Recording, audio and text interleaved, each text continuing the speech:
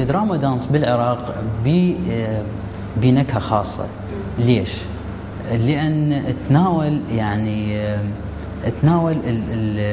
الحضارة السومرية والحضارة البابلية.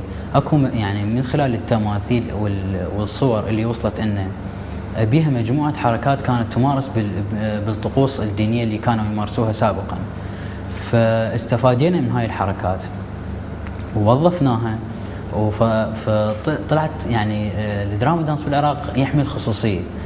واهم من يعني اشتغل بهذا الموضوع بالعراق هي فرقة مردوخ، اللي اني يعني اتشرف كنت احد اعضائها قبل دخول هذا المجال. طبعا انا كنت طالب معهد فنون جميلة، واتجاهاتي كانت تشكيلية، يعني كنت بقسم التشكيل، بس بداخلي كانت اكو هواجس انه اكو حب للمسرح، بس كنت ملاقي يعني فد منفذ لهذا الموضوع. لحين ما بصف ثالث معهد اكو صديق لي اسمه رائد كاظم، هو يعني كان عضو بمردوخ وعضو مؤسس وممثل رائع هو طبعا، فاقترح علي انه انضم للفرقة واشتغل. فكنت بالبداية خايف وهاي، بعدين يعني رحت للشباب وشفت التمرين مالتهم، عجبني الموضوع كلش.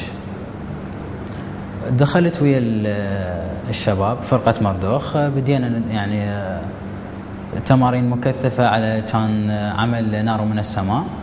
طبعا هذا العمل اللي في وقتها يعني سوى انتقاله بالمسرح العراقي، يعني أقولها بكل صراحة يعني.